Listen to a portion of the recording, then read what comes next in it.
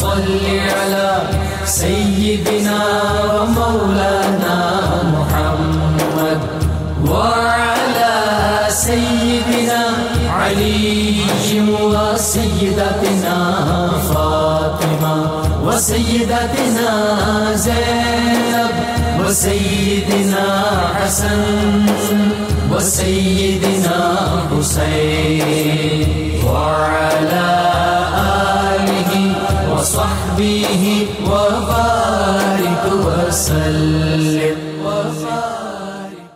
اللهم صل على سيدنا ومولانا محمد صاحب التاج والمعراج والبراق والعلم دافع البلاء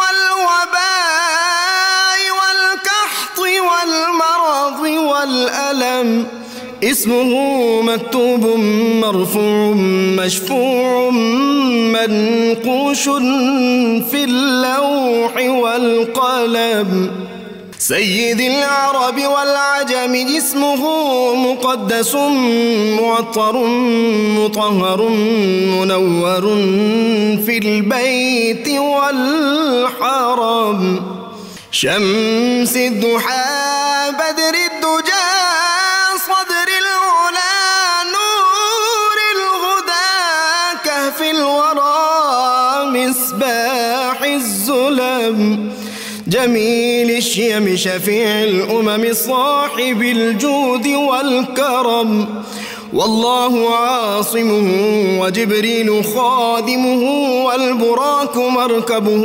والمعراج سفره وفوق سدرة المنتهى مقامه وقاب قوسين مطلوبه والمطلوب مقصوده والمقصود موجود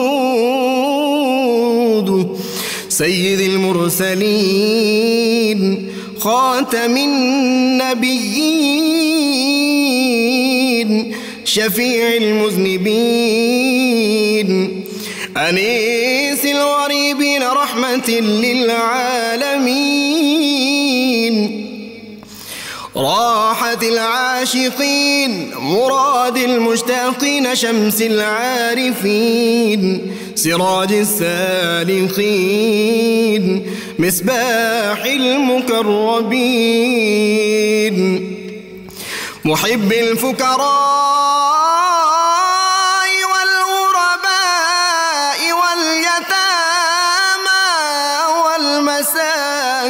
والمساكين سيد الثقلين نبي الحرمين إمام القبلتين وسيلتنا في الدارين صاحب قاب قوسين محبوب رب المشرقين ورب المغربين جد الحسن والحسين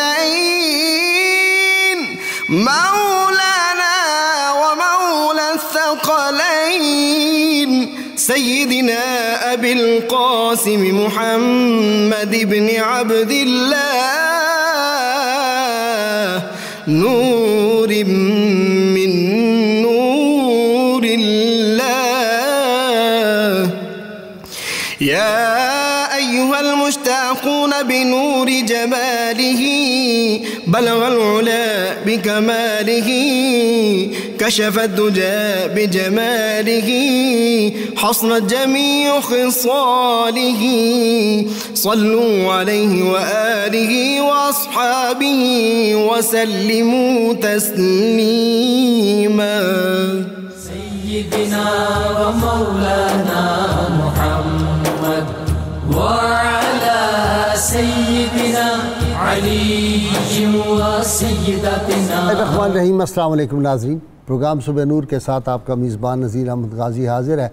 नाज़रीन कराम, हज़रत अबू अनीस मोहम्मद बरकत अली साहब रहमहुल्लाह की मशहूर तालीफ़ अस्माउन नबील करीम सल्लल्लाहु अलैहि वसल्लम से एक इसमें मुबारक पढ़ने की सआदत हासिल कर रहा हूँ। सैयदना अल-गाफ़िरु सल्लल्लाहु अलैहि वसल्लम हमारे सरदार मुआफ़ फरमाने वाले दुरूद व सलाम भेजे अल्लाह आप सल्लल्लाहु अलैहि वसल्लम, आपकी आले पाक और आपके सहाबा किराम पर। سیدنا ابو ہریرہ رضی اللہ تعالی عنہ سے روایت ہے کہ رسول اللہ صلی اللہ علیہ وآلہ نے ارشاد فرمایا جو شخص کسی دوسرے شخص کو معاف کرتا ہے تو اللہ تعالیٰ اس کی عزت بڑھا دیتا ہے، اور جو آدمی اللہ کے لیے عاجزی اختیار کرتا ہے اللہ تعالیٰ اس کے درجات بڑھا دیتا ہے۔ اسی طرح حضرت معاذ رضی اللہ تعالی عنہ سے روایت ہے کہ حضور نبی رحمت صلی اللہ علیہ وآلہ وسلم نے فرمایا کہ جس شخص نے غصہ کو پی لیا حالانکہ وہ اسے نافذ کرنے پر قادر تھا تو اللہ تعالیٰ بروز قیامت ساری مخلوقات کے سامنے اسے بلائے گا اور اسے بہت بلند مقام عطا فرمائے گا جسے دیکھ کر تمام لوگ رش کریں گے۔ ناظرین کرام، تاریخ عالم اور بالخصوص تاریخ اسلام اس بات کی گواہ ہے کہ ہر دور میں مسلمانوں کے اندر بڑے بڑے فقیہ اور بڑے بڑے مفسر جو تھے وہ پیدا ہوئے، اور قرآن حکیم کے تفسیر کے میدان میں اور فقہ کے میدان میں ایسی خدمات سر انجام دی کہ ساری اپنی زندگیاں انہوں نے اس کام کے لیے وقف کر دی۔ چوتھی صدی ہجری کے آج ایک بہت بڑے مفسر اور بہت بڑے فقیہ، آج ان کے تذکار پاک کا ہم تذکار پاک کریں گے۔ میری مراد حضرت ابو بکر جساس رحمۃ اللہ علیہ ہے۔ ناظرین کرام، ان کی شخصیت اور ان کی علمی عظمتیں تو ایک عالم گواہ ہے، اور 1000 سال ہو گئے، اس کے باوجود احکام القرآن جو ان کی تفسیر ہے آج تک اس پہ لوگ جو ہے اس سے استفادہ کر رہے ہیں، اور علمی دنیا میں اس کا ایک بڑا مقام ہے۔ اور امام سرخسی ہوں یا ابو حسین بغداد ہوں، المرغنانی ہوں، جتنے بڑے بڑے ہوں، المبسوط، قدوری، الہدایہ، یہ جتنی کتابیں ہیں ان کا جب ہم مطالعہ کرتے ہیں تو پتہ چلتا ہے کہ ان سب نے اکتساب فیض جو ہے وہ جساس رحمۃ اللہ علیہ سے کیا ہے۔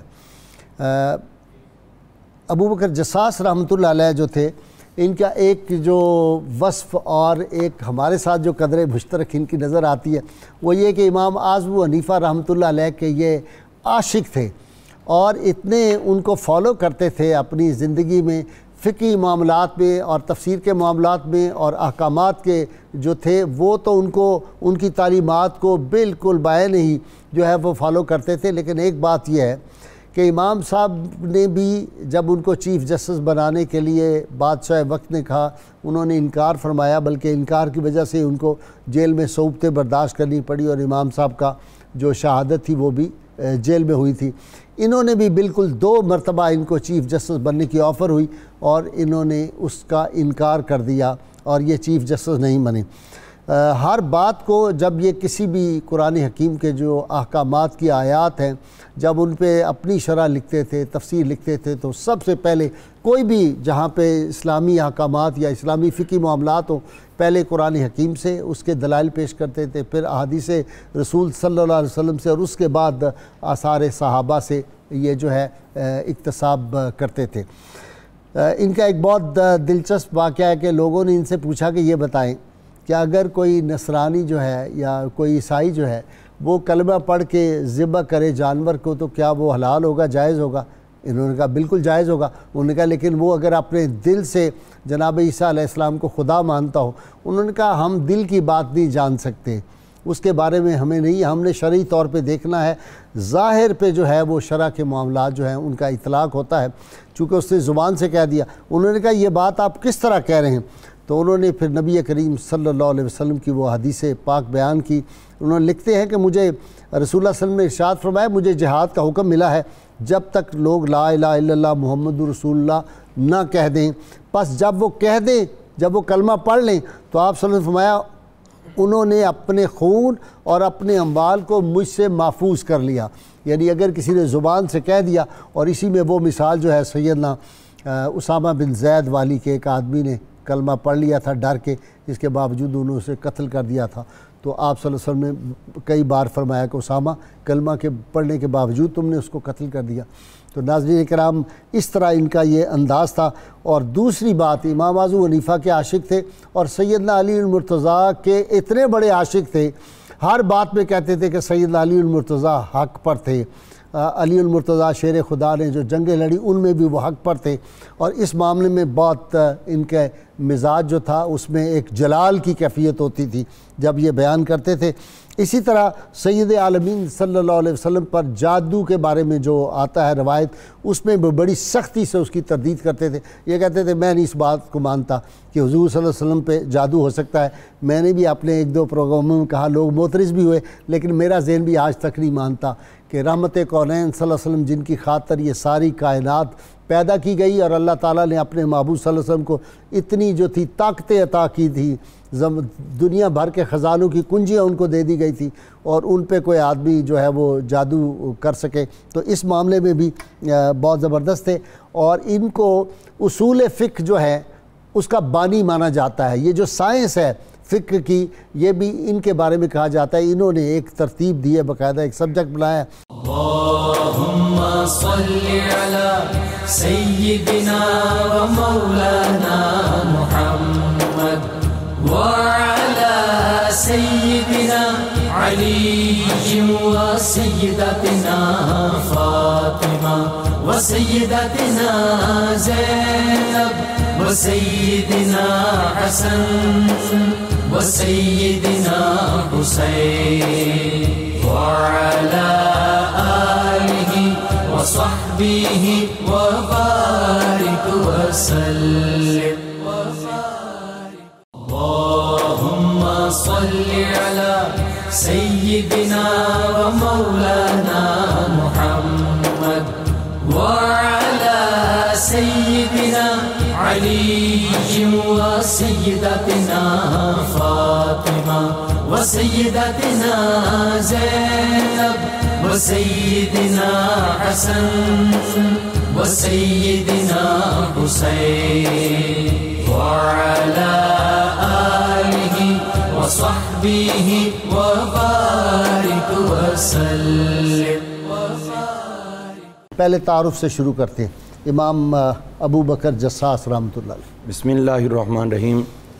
حضرت سیدنا امام ابو بکر الجساس رحمۃ اللہ تعالی علیہ، آپ کا نام مقدس احمد تھا اور والد محترم کا نام علی تھا. جو ابھی آپ نے بیان کیا کہ حضرت مولا علی رضی اللہ عنہ کی جب بات آتی تھی تو پرجوش ہو جایا کرتے تھے، تو والد محترم کو بھی نسبت مولا علی حاصل تھی. سبحان اللہ. تو ابو بکر احمد بن علی بن احمد بن العلبی الجساس، یہ آپ کا پورا نام چلتا ہے اس طرح. تو آپ کی جو ولادت باسعادت ہے وہ 305 ہجری کے اندر ہوئی اور 370 ہجری میں آپ کا وصال ہوا. اسلامک سن کے اعتبار سے 65 برس آپ نے عمر پائی، اور 34 صدی ہجری بن جی اس کی ابتدا میں ہی آپ کی ولادت ہوئی. تو انگریزی عیسوی سن جو ہے اس کے اعتبار سے 917 عیسوی میں آپ کی ولادت ہوئی اور 980 عیسوی میں آپ کا وصال ہوا. اس اعتبار سے عیسوی سن اعتبار سے آپ کی عمر 63 برس ہوئی، حضور صلی اللہ علیہ وسلم کی عمر کے ساتھ مناسبت ہو گئی. تو آپ کی ولادت باسعادت رے شہر کے اندر ہوئی، اسی لیے آپ کو راضی بھی کہا جاتا ہے. اور آپ نے تقریباً 19 برس کی عمر میں پہلا سفر علمی وہ بغداد شریف کی طرف کیا، کیونکہ بغداد اس وقت علم و عرفان کا مرکز تھا. یہاں پر آپ کی تشریف آوری ہوئی. تو یہاں پر آ کر آپ نے حضرت ابو الحسن کرخی رحمۃ اللہ علیہ ان کا حلقہ درس جو ہے اس کو جوائن کیا، اور آپ کے حلقہ درس میں تلمذ کے زانو طے کرتے ہوئے اوج ثریہ تک پہنچے.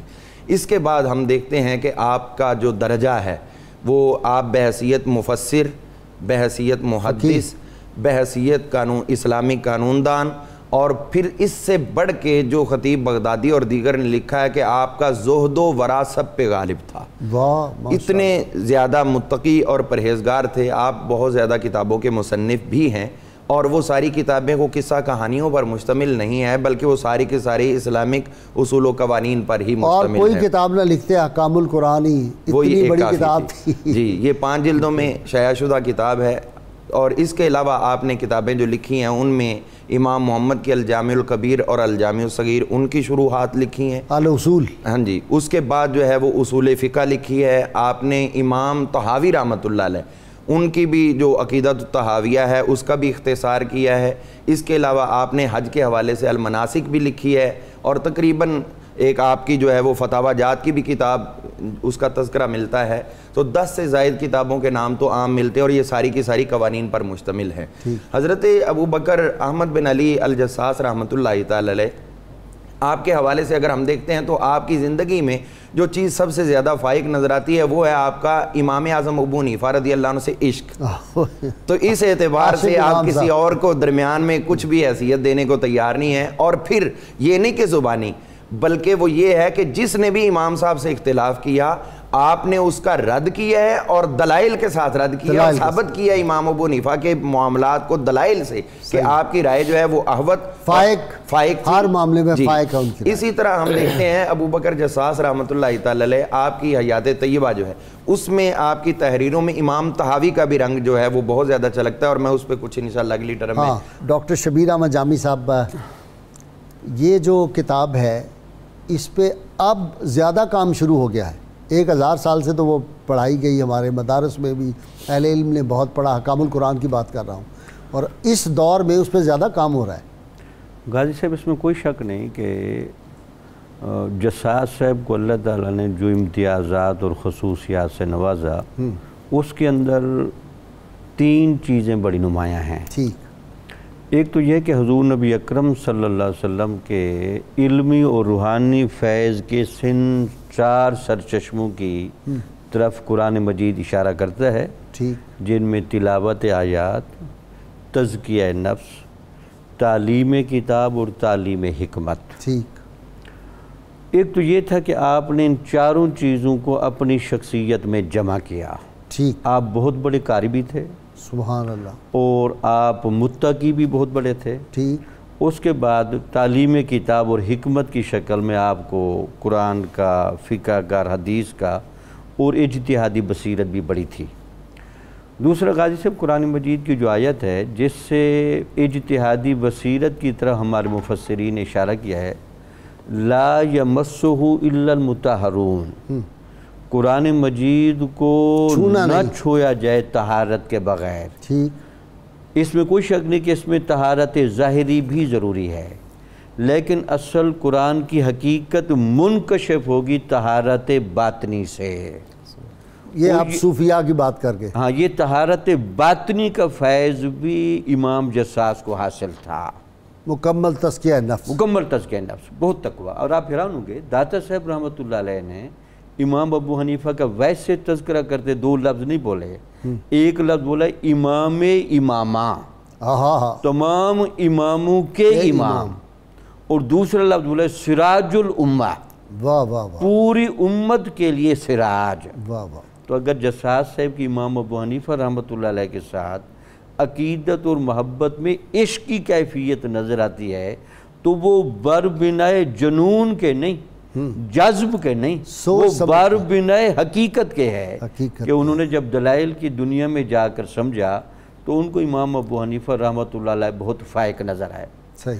تو گویا کہ غازی صاحب چونکہ امام جساس نے علم کی محنت کے اور تقویٰ کے جب دونوں ذرائع کو جمع کیا تو اللہ تعالیٰ نے ان کے اندر وہ دقت نظری، وہ بصیرت اور وہ وسعت معلومات رکھی، حتیٰ کہ یہاں تک بھی کہا جاتا ہے کہ امام جساس کے پڑھنے والے جو دوسرے لوگ ہیں وہ اپنے مسلک کی دلیلیں ان کی کتابوں میں دیکھتے ہیں کہ ہمارا جو موقف ہے اس موقف کی بنیادی دلیل کیا ہے.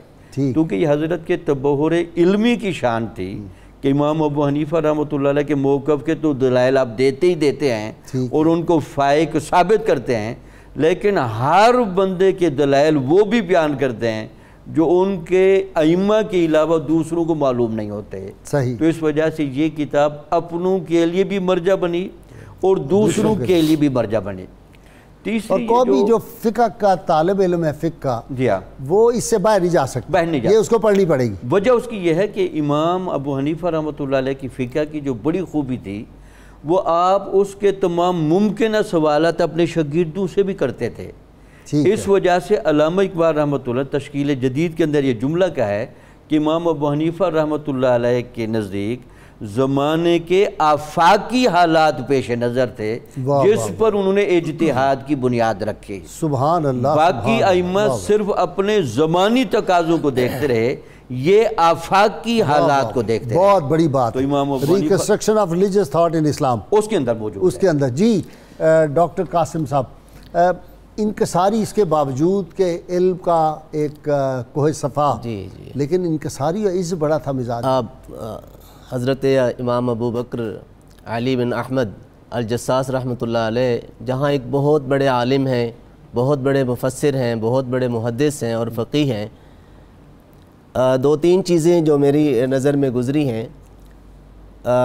ان کا طریقہ کار تفسیر قرآن کے اندر جب بحث کرتے ہیں مکمل دلائل کے ساتھ، ٹھیک، تو کوئی عجب پیدا نہیں ہوتا، تکبر پیدا نہیں ہوتا. آخر پہ ہر بحث کے آخر کے اندر لکھتے ہیں واللہ الموفق والتوفیق من اللہ واللہ اعلم بالصواب. ساری کی ساری بات اپنے اوپر نہیں ڈالتے کہ میری تحقیق حرف آخر ہے، واللہ اعلم بالصواب کہتے ہیں. اور اپنے طلباء کے ساتھ بلکہ سب انسانوں کے ساتھ ہمدردی تھی. اس کی ایک مثال یہ ہے کہ آپ کے ایک طالب علم جو ان کے پاس فقہ پڑھتے تھے، تفسیر پڑھتے تھے، بیمار ہو گئے، 100 دن بیمار رہے، اور آپ رحمۃ اللہ علیہ 50 دن مسلسل اس کی عیادت کے لیے تشریف لے کر جاتے رہے، ماشاءاللہ، تیمارداری کرتے رہے ان کی. واہ. آج کے دور میں ہم دیکھیں کون سا ایسا استاد ہے، کون سا ایک عالم ہے، کون سا ایک پیر ہے جس کے پاس بے شک ٹائم بھی ہو لیکن وہ اپنے شاگردوں کا اتنا خیال رکھے. صحیح بات. اور ایک ابھی ادب کی بات چل رہی تھی، آپ کی اس تفسیر کے اندر ادب کے حوالے سے بڑی خوبصورت بات ملتی ہے. قرآن مجید سے استنباط کیا انہوں نے کہ علماء کا، والدین کا، بزرگوں کا اور صاحبان علم و دانش کا ادب بھی ضروری ہے. انہوں نے استنباط کیا قرآن مجید کی اس آیت سے جس میں نبی پاک صلی اللہ علیہ وسلم کے ادب کے حوالے سے بات کی کہ سورۃ الحجرات کے اندر وَلَا تَجْهَرُوا لَهُ بِالْقَوْلِ. وہ کہتے ہیں بات تو یہاں یہ ہے کہ یہ نبی پاک صلی اللہ علیہ وسلم کی خصوصیت ہے کہ آپ ان کے سامنے اونچی آواز میں بات نہیں کر سکتے، دھیمے لہجے میں بات کریں گے، دروازہ نہیں کھٹکھٹا سکتے، آپ کو تنگ نہیں کر سکتے. لیکن فرمایا کہ آپ کے اتباع کے اندر آپ کے جو محبین ہیں، آپ کے جو متوسلین ہیں، نبی پاک صلی اللہ علیہ وسلم کے جو شاکان ہیں، ان کا ادب بھی ضروری ہے. ان میں والدین شامل ہیں، ان میں علماء شامل ہیں، ان میں مشائخ شامل ہیں. ایک اور بات ابھی اسلوب کے حوالے سے چل رہی تھی کہ حضرت کا اسلوب کیسا تھا کہ بہت آپ بحث فرماتے، قرآن مجید سے، احادیث سے دلائل دیتے، اور ایون کہ مخالفین کے دلائل بھی اس میں لے کے آتے اور ان کا رد فرماتے. ٹھیک، ظاہر جی مخالفین کے دلائل لیں گے تو رد ہوگا. اچھا جی علامہ صاحب، میں آپ کی بات سنتا ہوں. جی علامہ صاحب، احکام القرآن کی خاص بات یعنی شہرت، وجہ شہرت زیادہ یہ ہے. جی، اس کی وجہ شہرت اس لیے زیادہ ہے چونکہ قرآن مجید فرقان حمید میں جو محققین نے آیات بینات جن میں اللہ تعالیٰ نے امت کے لیے، اس امت کے لیے یا آگے آنے والے اوقات میں جو آنے والے لوگ ہیں ان کے لیے احکامات بیان کیے، وہ تقریباً 500 کی تعداد میں آیات ہیں. اور آپ نے انہی آیات کو جو ہے وہ اپنا موضوع بنا کر جو اللہ تعالیٰ نے احکامات دیے ہیں ان کو امت پہ نافذ کرنے کے لیے آپ نے مزید دلائل قائم فرمائے ہیں. اور ان آیات کا جو نسخ اور عدم نسخ ہے اس کا بھی آپ نے ببانگ دہل تذکرہ کیا ہے. چونکہ آپ کے زمانے میں کے قائل تھے، جی کچھ آیات کے نسخ کے قائل تھے، سب کے نہیں. لیکن پہلی آیت آپ یہی فرماتے ہیں جو تحویل قبلہ کیا، فرماتے ہیں پہلی آیت یہ ہے نسخ کی، اور اسی سے ہی ثابت ہوتا ہے کہ نسخ قرآن مجید کے اندر موجود ہے. اس کے بعد پھر آپ باقی اس پہ بات فرماتے ہیں. دیکھیے، ایک محدث نے آپ کی شان بیان کرتے ہوئے کہا کہ اگر ہم جساس کو پڑھیں تو ہمیں نظر آتا ہے کہ علم حدیث میں یہ فائق ہیں، تو کیوں نہ ہو کہ جب امام سلیمان بن احمد طبرانی جیسا شخص ان کا استاد ہو علم حدیث میں. اور پھر انہوں نے کہا کہ ہمیں تصوف میں یہ کیوں نہ بالا نظر آئیں کہ جب ابو شیخ صاحب کتاب العظمت وہ ان کے تصوف میں استاد ہوں، اور پھر ہم کیوں نہ ان کو فقہ میں اعلیٰ درجے پہ دیکھیں کہ ابو الحسن جو کیا نام ہے، نہیں کرخی، ابو الحسن الکرخی، ان جیسا جو ہے وہ استاد ان کو ملا ہو. اور اس کے بعد اس کے ساتھ ساتھ ہم کیوں نہ ان کو دیکھیں کہ امام دارقطنی جیسے لوگ ان کے شاگرد ہوں، تو پھر یہ ہر فن میں کیوں نہ ہمیں غالب نظر آئیں گے. ہر استاد ان کو کامل بصیرت والا ملا اور کامل دسترس والا ملا. حضرت ابو الحسن خرقانی رحمۃ اللہ علیہ جو پہلے محدث آپ سے کچھ پہلے، جی الکرخی، ابو الحسن الکرخی، وہ میرے بھی زبان پہ وہی ہے. ہاں جی، ابو الحسن خرقانی. جو ابو بکر الابہری، یہ بھی ایک محدث گزرے ہیں.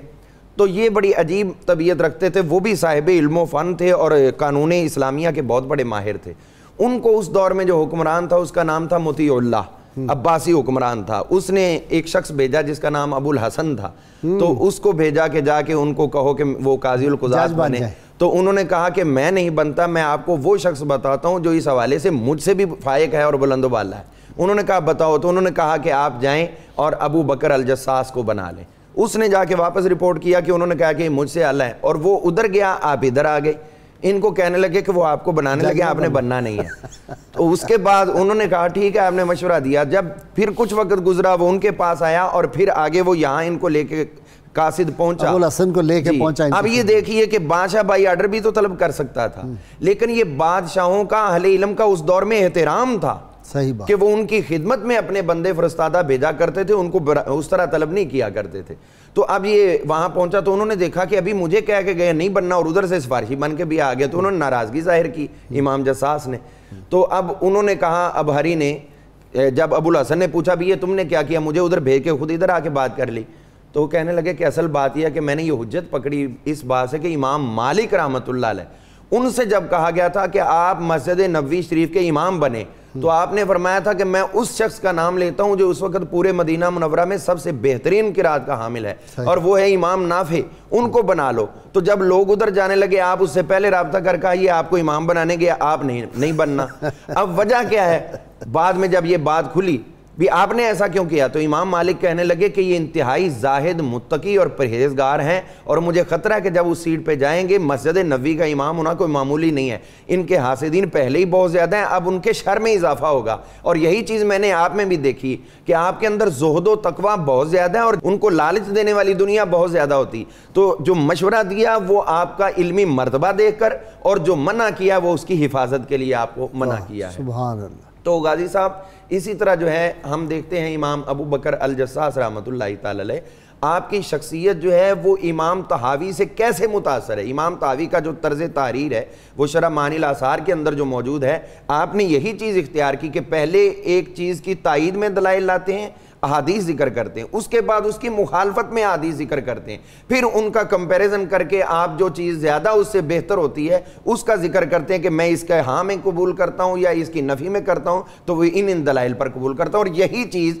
ہمیں جو ہے وہ امام جساس کے احکام القرآن میں نظر آتی ہے۔ اللہم صلی علی سیدنا و مولانا محمد وعلی سیدنا علی و سیدتنا فاطمہ و سیدتنا زینب و سیدنا حسن و سیدنا حسین وعلی آلہ وصحبہ وبارک وسلم۔ اللہم صلی علی سیدنا و مولانا محمد وعلی سیدنا علی و سیدتنا فاطمہ و سیدتنا زینب و سیدنا حسن و سیدنا حسین وعلی آلہ وصحبہ وبارک وسلم۔ جی آپ اپنی بات ڈاکٹر صاحب مکمل فرمائیں۔ غازی صاحب بنیادی بات چل رہی تھی کہ امام جساس رحمۃ اللہ علیہ نے دقت نظری کے ساتھ اور انتہائی وسعت اور امکانات کی بنیاد پر چونکہ بڑے مسائل کو چھیڑا ہے، تو اس وجہ سے وہ دیکھا جاتا ہے کہ وہ کون سی خطوط پر آگے اشارہ کرتے ہیں کہ اس پر مزید کام کیا جا سکتا ہے اور اس میں مزید اضافہ ہو سکتا ہے۔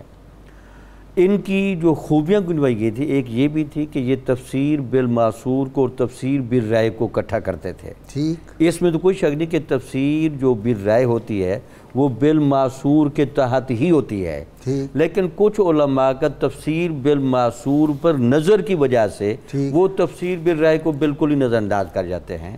تو وہ جو رائے بنتی ہے انہوں نے اس کا بڑا دھیان کیا اور اس پر وہ شواہد بھی لائے۔ میں کہتا ہوں کہ ایک دو اگر ہو ٹائم تو میں ایک آیت سے ذرا ان کی دقت نظری دکھاؤں کہ ان کا کیا اسلوب تھا۔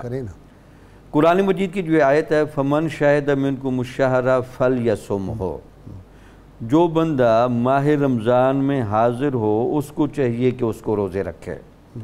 تو آپ کے ہاں بلاغت کی مہارت بھی بڑی تھی، آپ کہتے ہیں کہ لفظ شاہدہ سے 3 چیزیں واضح ہوتی ہیں، ایک تو علم، دوسری اقامت، تیسرا مکلف ہونا۔ یعنی وہ جو ایک روزے دار کے لیے چیزیں ہیں وہ آپ نے لفظ شاہدہ سے واضح کر کے دی۔ تو اس سے آپ اندازہ لیں کہ حالانکہ عام طور پر مفسرین اس کا ایک معنی اقامت کر کے چلے جائیں، انہوں نے کہا جی شاہدہ کا معنی علم بھی ہے، جس میں آپ نے دیکھا کہ ہمارے بعد کے مفسرین نے جو حضور نبی اکرم صلی اللہ علیہ وسلم کے حاضر ناظر کا لفظ لیا، اس کا امام جساس لفظ شاہدہ کے تحت علم کے ہونے میں اشارہ کر گئے ہیں کہ شہید کا معنی گواہ ہونا اور شہید کا معنی جاننا ہوتا ہے، تو وہی شاہدہ۔ دوسرا لکھا اس کا معنی ہے موقع پر موجود ہونا۔ تیسرا اس کا معنی ہوتا ہے شاہدہ میں چونکہ جو بندہ موقع پر موجود ہو اور تمیز سے خالی ہو اور اس کو عقل اتنی نہ ہو تو اس میں مکلف ہونے کے لیے جو تمیز کی شرط ہے وہ بھی شامل ہے۔ تو اس سے اندازہ لگا سکتے جب ایک ایک لفظ سے وہ اتنی بریک بینی سے مسائل نکالتے ہیں، تو اصل تو علم یہی ہوتا ہے کہ غازی سے اصل علم یہ نہیں ہوتا کہ آپ بہت زیادہ احاطہ کریں، علم یہ ہوتا ہے کہ ایک بات سے جزئیات اتنی نکالتی چلے کہ وہ فٹ بھی نظر آئیں اور ساتھ اس میں مطابقت بھی نظر آئے۔ اچھا جی، اسلوب ڈاکٹر سعیدی صاحب آپ فرما رہے تھے، اسلوب کی بات کر رہے تھے، تفسیر احکام القرآن کا اسلوب جو تھا اس پہ آپ ڈاکٹر صاحب کی بات کو میں تھوڑا سا آگے بڑھا کے آگے چلتا ہوں۔ انہوں نے فرمایا کہ قرآن مجید کی آیات سے اور کبھی کبھی ایسا ہوتا ہے کہ ایک ہی لفظ سے استنباط ہو جاتا ہے۔ میں پڑھ رہا تھا کسی نے لکھا تھا کہ آیت وضو سے علامہ جساس رحمۃ اللہ علیہ نے 70 مسائل کا استنباط کیا۔ ماشاءاللہ، سبحان اللہ، اتنی بڑے تحقیق اور ریسرچ کے میدان میں آگے تھے۔ آپ کے جہاں تک اسلوب کی بات کرتے ہیں، ہمارے ڈاکٹر صاحبان نے بہت اچھا بیان کیا۔ سب سے پہلی چیز جو ان کے سامنے تھی وہ قرآن مجید ہی تھا کہ تفسیر القرآن بالقرآن کرتے تھے۔ اس کے بعد درجہ آتا ہے تفسیر قرآن بالقرآن کرتے تھے، قرآن مجید کی آیات کی تفسیر قرآن مجید کی آیات سے ہی کرتے تھے۔ اور پھر اس کے بعد جہاں ضرورت پڑتی پھر احادیث سے، اخبار متواترہ سے بھی استنباط فرماتے تھے۔ اور آپ نے ان قرآن مجید کی صورتوں کا انتخاب فرمایا جن میں احکامات ہیں۔ مثال کے طور پر سورہ بقرہ پر ان کی ایک پوری جلد ہے، ایک پوری جلد سورہ بقرہ پر ہی انہوں نے لکھ دی ہے اور مسائل کا استنباط کیا۔ سورہ آل عمران کی صرف 50 کے لگ بھگ صفحات ملتے ہیں، لیکن آگے جب بڑھتے ہیں تو سورہ نساء اور سورہ مائدہ جو ہے لگ بھگ آدھی جلد ان پر آپ صرف کر دیتے ہیں، اتنے صفحات اس پہ آتے ہیں۔ تو بڑی گہرائی اور گہرائی تھی آپ کی اس کے اندر۔ حضرت امام ابو بکر الجساس رحمۃ اللہ علیہ مسائل کا استنباط تو مختلف انداز سے کرتے ہیں، اور سب سے بڑی خوبی ان کی یہ ہے کہ خود سوال قائم کرتے ہیں اور خود ہی جواب دیتے ہیں۔ وہ بڑا مضبوط قسم کا سوال خود قائم کر لیتے ہیں اور پھر مدلل جواب دیتے ہیں۔ اور یہی خوبی شاید ہمارے شیخ، یقیناً ہمارے شیخ کریم حضرت غزالی زمان رحمۃ اللہ علیہ میں بھی پائی جاتی ہے۔ آپ کی تقاریر آپ سنیں کیسٹس کی صورت میں یا آپ کی تحریر پڑھیں تو ایسا سوال آپ رحمۃ اللہ علیہ قائم فرماتے ہیں کہ بندہ حیران رہ جاتا ہے کہ شاید اس کا جواب بھی ممکن نہیں ہوگا، لیکن الحمدللہ جب جواب دیتے ہیں تو بندے عاشق کر اٹھتے ہیں۔ اللہم صلی علی سیدنا و مولانا محمد وعلی سیدنا علی و سیدتنا فاطمہ و سیدتنا زینب و سیدنا حسن و سیدنا حسین وعلی آلہ وصحبہ وبارک وسلم۔ اللہم صلی علی سیدنا و مولانا محمد وعلی سیدنا علي وسيدتنا فاطمة وسيدتنا زينب وسيدنا حسن وسيدنا حسين وعلى آله وصحبه وبارك وسلم. جی میں ایک دو باتیں وقت کی قلت پیش نظر ہے وہ کرنا ضروری سمجھتا ہوں. جس طرح ابھی جادو کی بات ہوئی تو جادو کا آپ انتہائی شدت سے آپ نے رد فرمایا اور اس کے رد میں آپ نے 2 واقعات بھی ذکر کیے. اچھا. اور وہ آپ فرماتے کہ جادو ہے کچھ بھی نہیں. کیوں نہیں؟ آپ نے یہ بات کہاں سے لی ہے؟ یہ بھی قرآن مجید سے لی ہے. آپ فرماتے وہ سورہ طٰہٰ کی آیہ کریمہ نمبر 69 ہے, اس میں فرمایا اللہ تعالیٰ نے وَلَا يُفْلِحُ السَّاحِرُ حَيْثُ أَتَىٰ, جادوگر جہاں سے بھی آتا ہے کبھی کامیابی نہیں پا سکتا. تو اس آیت سے استدلال کرتے ہوئے آپ نے جادو کی نفی فرمائی ہے اور آپ ارشاد فرماتے اسی میں حضور صلی اللہ علیہ وسلم پہ جادو کرنے والا بھی موضوع قرار دیا, اور وہ لبید والا واقعہ جو ہے جادو کرنے کا آپ اس کو رد کرتے ہیں. آپ فرماتے ہیں کہ ہم یہ نہیں کہتے کہ اس نے جادو کیا یا نہیں کیا, اس نے کیا ہوگا لیکن دیکھنا یہ کہ کیا حضور پہ اثر ہوا کہ نہیں. فرمایا بالکل نہیں ہوا. اس کی ملائکہ غلام حضور صلی اللہ علیہ وسلم کے, ابلیس جو ہے وہ سیدنا عمر فاروق رضی اللہ عنہ کو دیکھ کے بھاگ جاتا ہے اس راستے سے. تو یہ ابلیس کی ہے نا آگے ذریت جو جادو وغیرہ کرتی ہے, وہ کیسے حضور صلی اللہ علیہ وسلم کے قریب پھٹک سکتے ہیں؟ آپ ابلیس کو چاہے تو پکڑ کے باندھ دیں. ہاں جی, آپ نے یہ اس کو دیا ہے نام شعبدہ بازی کا, جس کو جادو کہتے ہیں. آپ نے کہا یہ شعبدہ بازی, اور اس میں آپ نے ایک واقعہ بیان کیا اس دور کا. معتضد باللہ ایک حکمران تھا, اس کے دور کا وہ واقعہ انہوں نے ذکر کیا کہ اس کے محل کے اندر, خاص محل میں کوئی اچانک کوئی شخص ظاہر ہوتا اور لوگ اس کو دیکھتے, اس کے ہاتھ میں تلوار بھی ہوتی سب کچھ, اور پھر جب اس کو پکڑتے تو وہ غائب ہو جاتا. اور یہ ایک بہت لمبے عرصے تک معاملہ رہا. اور یہ جادوگر جو ہے لوگوں کو آپ فرماتے کہ باتوں میں لبھاتے ہیں اور باتوں میں ہی ان کو زیر کر لیتے, ہوتا کچھ بھی نہیں ان کے پاس. تو وہ اتنا ہوا کہ وہ حکمران بھی جو ہے وہ بھی مجبور ہو گئے کہ یار جادوگر بلاؤ, وہ اس کا آگے توڑ کریں گے. تو وہ سارے آئے, جب اس نے ان سے گفتگو کی تو آخر تو وہ شاہ وقت تھا, وہ سمجھ گیا کہ یہ ساری خرافات ہی بکرے ہیں اپنے پاس, انہوں نے کہا نکالو ان کو یہاں سے. پھر وہ کہتے ہیں کہ یہ عقدہ ہی رہا, یہ کسی کو پتہ نہ چلے کون ہے, وہ کہاں سے آتا ہے اور کس طرح چلا جاتا ہے. یہ بات کب کھلی؟ جب اس کے بعد جا کر ایک وقت آیا اس کی بادشاہ کی لونڈی نے یہ عقدہ کھولا اور لوگ اس کو جادو ہی سمجھتے رہے. وہ اس طرح اس نے کہا کہ اصل میں اس کا ایک غلام تھا, اس نے مختلف قسم کی کلر والی داڑیاں اور مختلف آیت اس نے تیار کی ہوئی تھی. تو وہ کسی لونڈی کے ساتھ گفتگو کرنی چاہتا تھا, تو وہ اچانک بادشاہ کے سامنے ظاہر ہوتا, اور جب ظاہر ہوتا لوگ اس کو پکڑنے لگتے تو وہ بھاگ بھوگ کے آگے پیچھے ہو کے جو ان کے بنے ہوتے تھے برآمدے, وہاں جا کر وہ داڑھی وغیرہ اتار کے فوری غائب کر کے وہ بھی ان کے ساتھ ڈھونڈنا شروع کر دیتا. تو یہ سارا عرصہ اسی طرح رہا. جب وہ مر گیا تو پھر اس لونڈی نے جا کے بتایا بھی یہ سارا کام ایسے ہوتا ہے. یہ امام جساس نے یہ واقعہ ذکر کیا. اور پھر آپ نے دوسرا واقعہ بھی اس میں ذکر کیا. آپ نے فرمایا کہ ایک عورت وہ جادوگرنی مشہور تھی, تو کسی کی بیوی نے کہا کہ میرے ساتھ کوئی ایسا جادو کرو کہ میرا خامد مجھ سے اتنی محبت نہیں کرتا. اور یہ واقعہ عام چلتا ہے لیکن اس کے راوی جو ہے جساس ہی ہیں. وہ فرماتے ہیں کہ وہ میرے سے, آپ فرما رہے ہیں کہ وہ میرا خامد میرے سے محبت کرے. تو اس نے کہا اچھا ٹھیک ہے, وہ جادوگر نہیں تھی, اس نے کہا اس کا چکر میں نے کافی پیسہ کھا لیا اس سے, اب جان چھڑاؤ اس سے. اس نے کہا کہ تیرے خامن کی جو داڑھی ہے نا اس کے نیچے گلے کی طرف سے مجھے 3 بال چاہیے, اگر وہ مجھے مل جائیں گے نا تو پھر سمجھو تمہارا خامن تمہارے قدموں میں. ٹھیک. تو ادھر جا کے خامن نے کہہ دیا کہ تیری بیوی تجھ سے نفرت کرتی, کسی سے تعلق بنا لیا, اور یہ تجھے اب مارنے کے چکروں میں اپنی احتیاط کرنا, یہ کبھی بھی تیرا گلا کاٹ سکتی. تو وہ جو ہے وہاں پر گئی, رات اس نے دیکھا خامن سویا اور وہ جھوٹ موٹ سو گیا. وہ اس طرح لے کر گئی اور نیچے سے جب کاٹنے لگی تو وہ تو فوری گھبرا گیا. اس نے کہا واقعی مجھے مارنے لگی, تو اس نے اس کو پکڑا اور اس طرح لے کے الٹا اس نے عورت کو مار دیا, اور اس کے بعد قصاص میں خود قتل ہو گیا. آپ فرماتے ہیں یہ ہے جادو. جادو کی حقیقت کیا؟ کچھ بھی نہیں, ساری کی ساری یہ شعبدہ بازی ہے. اسی طرح ہم جو دیکھتے ہیں امام اعظم ابو حنیفہ رضی اللہ عنہ, آپ کی خدمت میں یہ الاشباہ والنظائر کے اندر موجود ہے, جو امام ابو یوسف نے الگ حلقہ درس قائم کیا. تو اس کے اندر امام صاحب کو پتہ چلا تو آپ نے فرمایا ابھی تو میرے پاس بہت کچھ تھا دینے کے لیے, تو یہ چھوڑ کے سب کچھ چلا گیا ادھر, ابھی اس کو پڑھنا چاہیے تھا. آپ نے ایک سائل بھیجا, اس نے 5 سوالات کیے جا کے امام ابو یوسف سے. ان میں جو ہیں کچھ سوالات امام جساس نے بھی ذکر کیے اور ان کے دلائل ذکر کیے. وہاں دلائل نہیں, ادھر انہوں نے دلائل بھی دیے. اور وہ واقعہ جو ہے وہ یہ تھا, ایک سوال تو اس نے یہ پوچھا کہ آپ مجھے یہ بتائیں کہ ایک جو ہے وہ پرندہ آسمان سے اڑتا ہوا ہنڈیا کے اندر گر گیا, تو آپ بتائیں کہ وہ ہنڈیا کا گوشت پاک رہے گا کہ ناپاک؟ ابو یوسف کہنے لگے پاک, تو سائل کہنے لگے غلط ہے. انہوں نے کہا ناپاک ہو جائے گا, کہنے لگے یہ بھی غلط ہے. اچھا. تو پھر انہوں نے اگلا سوال کیا, انہوں نے کہا بتاؤ نماز فرض سے شروع ہوتی ہے یا سنت سے؟ ابو یوسف کہنے لگے فرض سے. انہوں نے کہا غلط. انہوں نے کہا سنت سے. کہنے لگے یہ بھی غلط.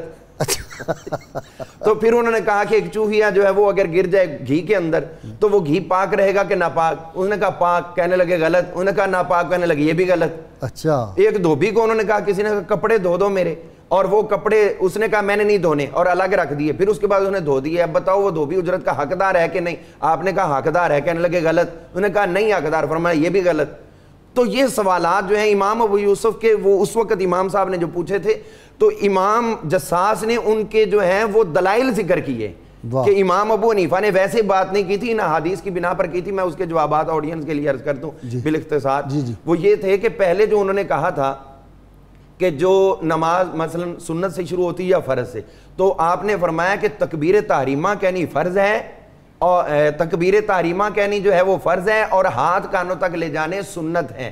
تو نماز بیک وقت فرض اور سنت دونوں سے شروع ہوتی ہے. تو پرندہ, ہاں جی, تو پرندے کا اس طرح فرمایا کہ اگر تو وہ گوشت جوش میں تھا اور وہ اس کے اندر گر کے مرا اور اس کا جو ہے اثر اس کے اندر زائل ہو گیا تو اب اس کو ضائع کر دو. اگر ان کے اندر اثر سرایت نہیں کیا تو پھر گوشت دھو لو, اس کا شوربہ اتار دو, ختم کر دو, گوشت دھو کے اس کو استعمال کر دوبارہ پکا لو. جی. دھوبی والا جو ہے وہ آپ نے فرمایا کہ اگر تو اس نے جب اٹھایا, اٹھانے سے پہلے اگر اس کی اجرت طے ہوئی تھی تو اب دینے کا حقدار ہے, لیکن اگر اجرت طے نہیں ہوئی اور اس نے انکار کر دیا تو اب دھوبی نے اپنی مرضی سے دھویا ہے, اب وہ جو ہے مالک اس کی اجرت دینے کا حقدار نہیں ہے. تو یہ سارے دلائل انہوں نے احادیث ذکر کی امام جساس نے. آپ فرمانے لگے کہ حضور صلی اللہ علیہ وسلم کی خدمت میں اصل میں یہ سوال پوچھا گیا تھا کہ اگر کوئی چوہیا کوئی گر جائے کسی گھی کے اندر تو حضور سے عرض کیا گیا کہ حضور کیا وہ گھی قابل استعمال ہے یا نہیں؟